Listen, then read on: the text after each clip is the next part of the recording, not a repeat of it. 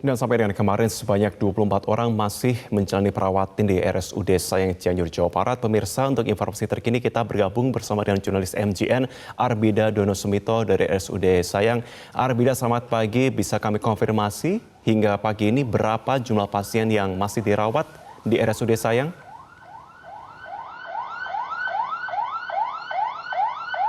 Selamat pagi Marvin, saat ini terdengar suara ambulans sedang mengantarkan kurang lebih, saya masih belum mengetahui ini mengantarkan korban selamat ataupun korban jenazah.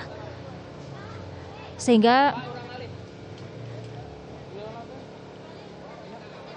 baik Marvin, pagi hari ini memang kondisi dari Rumah Sakit Umum Daerah terpantau sangat padat dikarenakan ruang IGD yang tadinya, maksud saya dikarenakan pasien yang tadinya dirawat di ruang instalasi gawat darurat, namun saat ini telah dipindahkan di tenda darurat dikarenakan tadi pagi terjadi 15 kali gempa susulan, dan di jam 2 pagi akhirnya pasien yang berada di ruang instalasi gawat darurat ini dipindahkan ke tenda darurat J di belakang saya ini, yang sebelumnya tenda ini merupakan tenda observasi bagi pasien trauma begitu. Dan saat ini juga memang aktivitas sangat padat dari tenaga medis, kemudian dari orang tua korban maupun korban juga banyak sekali yang dipindahkan, dan juga dari keluarga korban banyak sekali yang berlalu lalang di tempat ini. Dan untuk informasi terkait data terbaru yang saya dapatkan terkait dengan korban luka di RSUD Sayang ini, per pukul 8.27 adalah korban kumulatif dari hari Senin sampai dengan hari ini berjumlah 811 pasien, itu dengan rincian korban yang sedang dirawat ada 28 pasien, kemudian korban dengan luka berat sebanyak 317 pasien, dan saat ini juga korban berat tersebut sudah dirujuk ke beberapa rumah sakit rujukan. Salah satunya adalah Rumah Sakit Hasan Sadikin yang ada di Bandung dan juga Rumah Sakit Samsudin yang ada di Sukabumi. Sedangkan korban dengan luka ringan dan sedang berjumlah 494 pasien.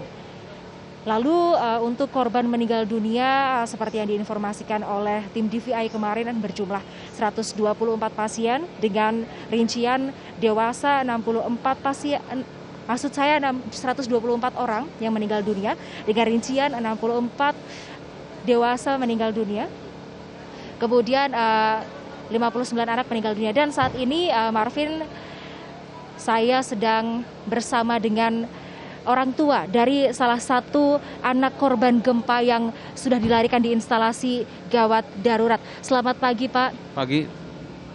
Bapak, boleh dijelaskan bagaimana cerita adik Natsla ya Pak ya, yang saat ini pagi tadi dibawa ke Rumah Sakit Umum Daerah Sayang ini?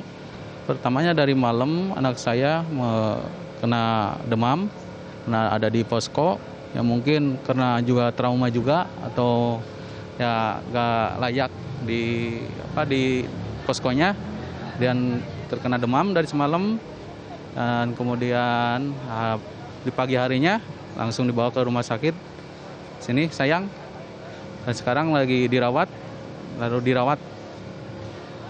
Baik, kemudian apa yang dirasakan dan juga dikeluhkan oleh adik Natsla hingga akhirnya dilarikan ke rumah sakit Bapak? Kayaknya trauma dari gempa tersebut dari hari Senin yang kemarin itu. Baik, sebelum menuju ke RSUD Sayang ini, apakah Bapak dari posko pengungsian atau bagaimana Bapak? Dari posko pengungsian, ya. Kemudian berarti Natsla ini bisa dikatakan shock begitu, lalu kemudian mulai sakitnya dari kapan begitu Pak? Ya kayaknya dari itu shock dulu, kemudian ya demam gitu. Ya gitu. Kemudian setelah itu ketika mengetahui Natsla mengalami sakit langsung dilarikan ke RSUD Sayang ya Pak. Kemudian per pagi ini bagaimana penanganan dari rumah sakit Pak? Penanganan dari rumah sakit langsung dibawa, alhamdulillah ditangani. Kemudian sekarang lalu dibawa ke penginapan yang untuk selanjutnya dirawat.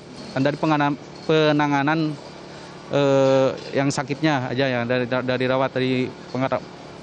Oke, untuk keluarga Bapak sendiri, itu bagaimana Pak kemarin kronologi penyelamatan dirinya waktu gempa Cianjur kemarin? Dari keluarga, penyelamatan diri dari rumah, begitu terjadinya gempa, langsung keluar dari rumah gitu kan, udah ada getaran bumi, langsung ambles sih rumahnya gitu, ya. Kemudian kondisi rumah saat ini bagaimana Pak? Apakah aman? Apakah masih bisa ditempati begitu?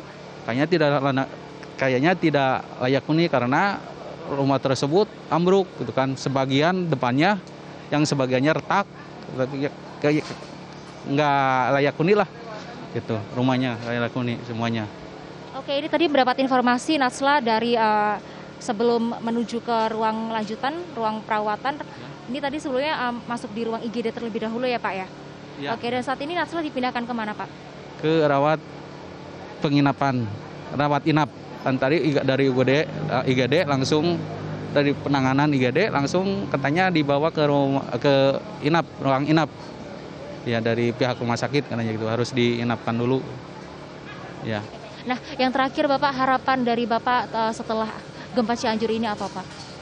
Harapan dari saya, mudah-mudahan dari yang ada gempa di orang-orang yang di sana di posko, mudah-mudahan ada yang relawan yang datang karena membutuhkan semua dari antisipasi semuanya relawan untuk datang, pertamanya dari kesehatan, pangan gitu ya dari pangan. Baik, terima kasih Pak Dadang untuk informasinya. Semoga Natsla segera pulih dan juga keluarga selalu dikuatkan begitu. Terima kasih Bapak. Marvin, itulah tadi wawancara saya dengan Pak Dadang. Memang hari ini saya memantau, tim Metro TV memantau dari tenda darurat di belakang saya ini, terdapat kurang lebih 3 korban anak kecil, korban anak yang selamat dari gempa dan juga sedang dirawat di sini karena mengalami kejang, demam, dan juga tadi saya melihat satu dari antara 3 anak tersebut adalah seorang bayi berusia 45 hari yang menderita asma dikarenakan menghirup debu-debu dari rumah yang runtuh begitu.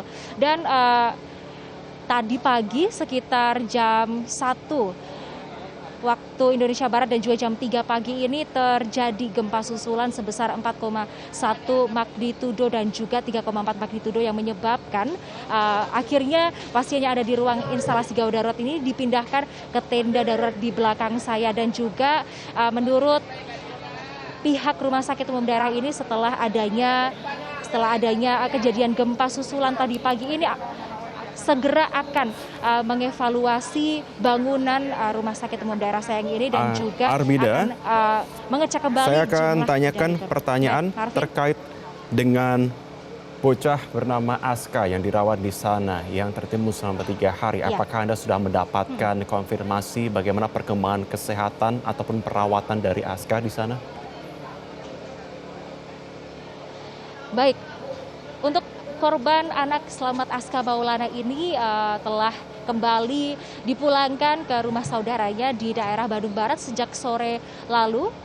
Marvin, sekitar pukul 3 sore sudah dipulangkan setelah mendapatkan atau mengambil hasil ronsen dari Aska sendiri begitu. Dan memang kemarin Aska sudah dibawa ke Rumah Sakit Umum Daerah ini sejak hari Rabu setelah ditemukan pada jam 11 siang di Kampung Rawat Cina dan langsung dilarikan ke Rumah Sakit Umum Daerah dan dirawat sekitar kurang lebih 1 hari hingga kemarin sore sudah boleh dinyatakan pulang oleh dokter dan dibawa pulang ke rumah saudaranya di Bandung Barat. Begitu Marvin. Satu lagi, tadi kita bersama-sama melihat kedatangan satu ambulans. Apakah tadi Anda sempat melihat yang diturunkan dari ambulans itu merupakan pasien yang akan segera dirawat atau jenazah?